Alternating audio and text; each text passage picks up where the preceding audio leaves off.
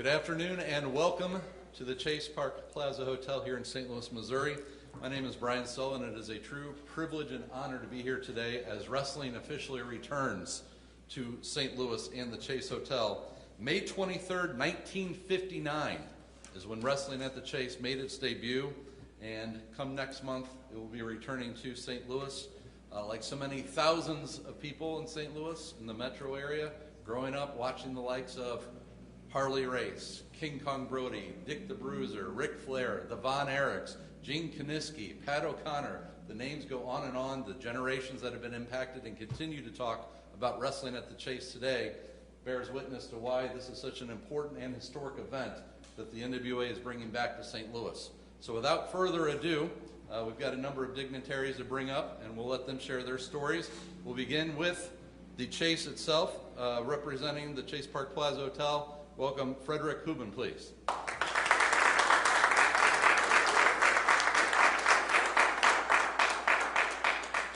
Thank you very much. Welcome to the beautiful Chase Park Plaza Royal Sonesta Hotel. Wrestling at the Chase used to take place here for 24 years, but then on September 10th, it stopped. And now it's going to be 13,867 days since Wrestling at the Chase is coming back. And we thank the NWA, Billy Corgan, and everybody for choosing the Chase once more, because Chase is the place. Thank you.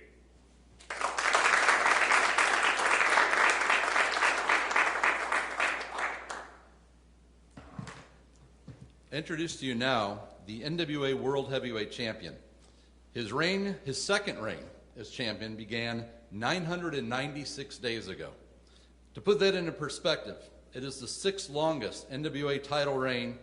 He ranks ahead of Pat O'Connor, of Harley Race, and he trails behind Lou Thesz, Dory Funk Jr., Dan Severn, Gene Kiniski, and Lou Thesz again. He will be defending his title July 24th in Charlotte, North Carolina. Please welcome the NWA World Heavyweight Champion, Nick Aldis.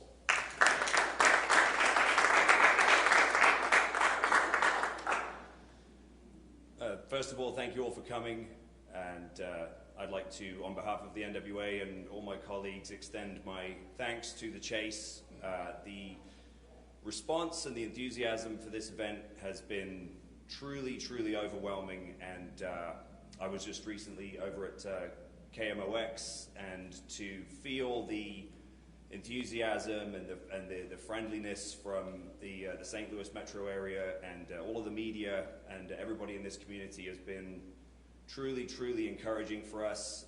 We've been working hard at this thing brick by brick for 4 years, and to be returning to the Chase and to be able to be a part of another return of such an iconic part of the fabric of professional wrestling, but to do it in a modern way is really my passion and really why I sunk my teeth into the NWA, and I'm so proud to be here, so proud to be the world's champion, so proud to share my name with the names that were just listed.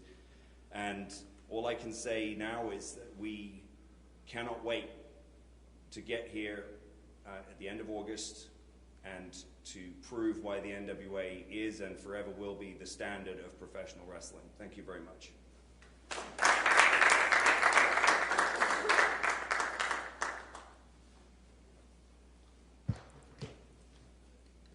When the NWA was formed in the late 40s, Sam Muchnick, who was a St. Louis sports writer, who was then the promoter of the St. Louis Wrestling Club, partner with Lou Thesz, put together the NWA with the other promoters across the United States. St. Louis became the wrestling capital of the United States, and Lou Thesz obviously defended that world title around the world. Nick Aldis has been defending that title around the world and has helped restore much of the shine to that NWA title. Likewise, his wife is a world-renowned wrestler. She has been a multi-time world champion herself, is very familiar to wrestling fans, and now she's beginning a new role with the NWA as executive producer, and she'll be putting together the women's event that will be part of this fantastic event. This is not going to be one night. This is a multi-day, multi-night event that is going to be here at the Chase. Please welcome Mickie James.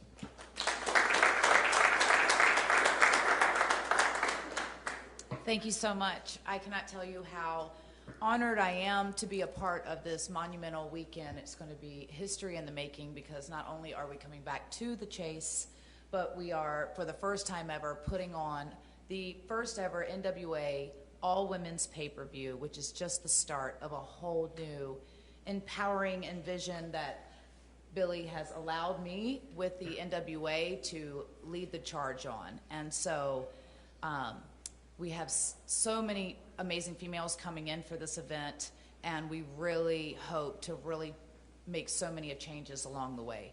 Obviously, the NWA Women's Championship will be defended that night, but also for the first time ever, we are going to hold the NWA Women's Invitational, where we will find the top women in the industry, the up-and-coming, the rising talent that we see as the future prospects of the women in the industry. And the first person I would like to announce as a part of this invitational is a St. Louis representative, and none other than Tootie Lynn, Miss Tootie Lynn here from St. Louis, as part of this amazing cup. And this will be defended once a year, always on the anniversary weekend. And the winner of this cup will face the NWA Women's Champion at NWA 73. So it's a very, very exciting night, and I just thank you all for allowing us to come here and do this and to be a part of history. And thank you, Billy. Thank you, guys.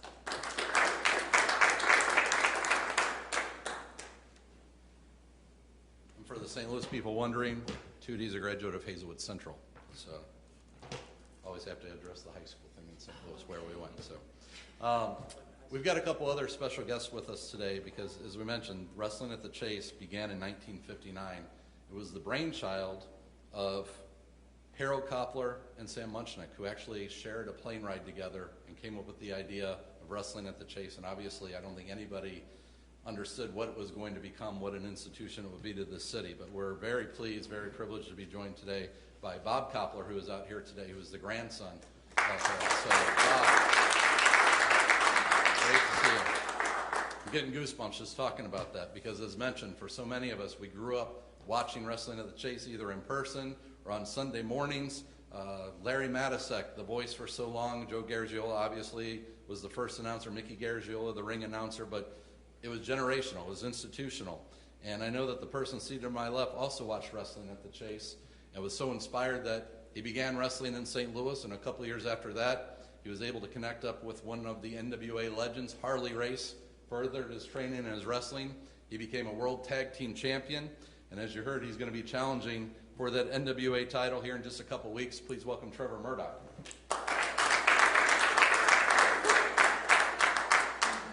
How's everybody doing today? Doing good? To say I'm excited to be back in St. Louis is an understatement. To say that I'm at the Chase is an amazing moment. I finally get to follow the footsteps of some of the great names that we've talked about, namely Harley Race. I was his first student, and to be able to step into the Wrestling at the Chase and wrestle there is an amazing moment for me and certainly exciting. I want to thank the Chase for having us back. I want to thank Billy for bringing us back, and I want to thank the NWA for bringing back old school wrestling in a modern way. Thank you, guys.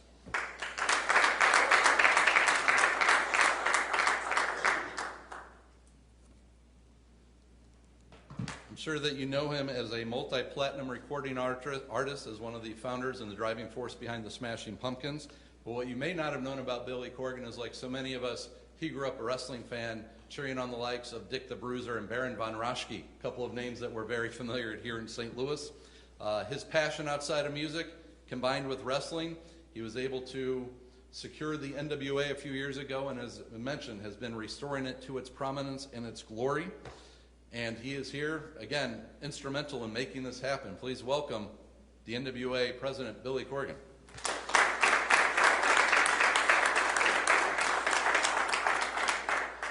First off, thank you to the Chase. Thank you. We couldn't be more proud and excited. When I bought the NWA about 4 years ago, there were articles written saying, "What did you buy? You bought 3 letters that are completely worthless." I think you can hear the emotion in our voices. I certainly feel the emotion being in this building. The tradition of professional wrestling, the great legacy of professional wrestling is something that we absolutely embrace. And to be here to celebrate this community and have this community celebrate our return after 37 years is truly special to us. We're going to put on a spectacular world-class event, and we hope to be back here very regularly. If I get my druthers, we'd be here very regularly to perform our own series from the Chase. But we'll see how it goes. First, we have to create this first small step. It's pretty cool. We have the ring bell here, the original ring bell from the Chase. I love stuff like that. I love history. So thank you to the media for being here with us today. I'll try to keep it short, but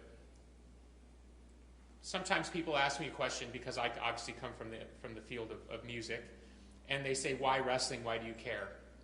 I love the passion and I love the emotion of professional wrestling.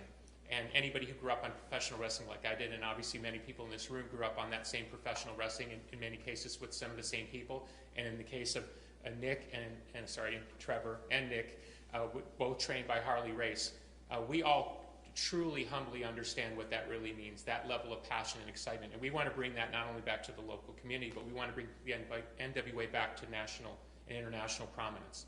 And so it's weird, because on one level we're almost like a startup, and yet we have this incredible stewardship of taking over this company that has a 73-year history. So what better place to celebrate that history than here at the Chase, the 73rd anniversary of the NWA, and on top of that, to usher in a new era with Mickey as executive producer to produce an all-ladies event. It will truly be a world-class event, and so we can only thank you enough for helping support that, because this community deserves world-class events, and we're here to put it on for you. So thank you.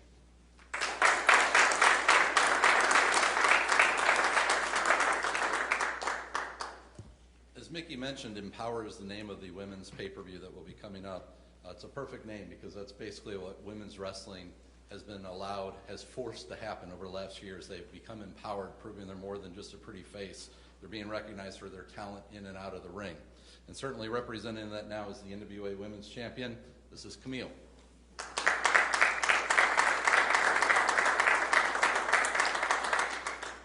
Well, I didn't know I'd be cutting a little promo up here today, but here I am. Hello, everybody.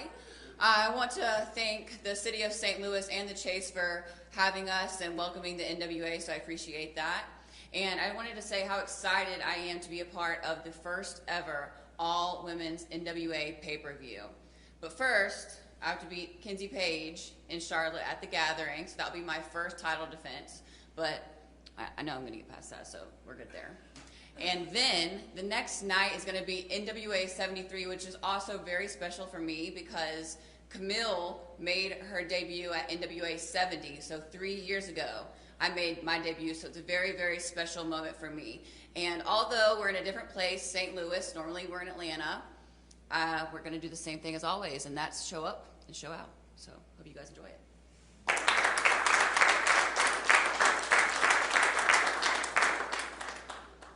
We do have a couple other guests here at the docket.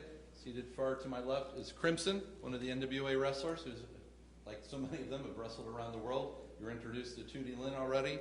And at far right is Matthew Mims. So the entire table is now open for questions. Guys will be available for one-on-ones afterwards, but do we have any questions for anybody here on the panel? No questions at all? Okay, well, we will break away and we'll do the one-on-ones. Thank you once again for joining us today.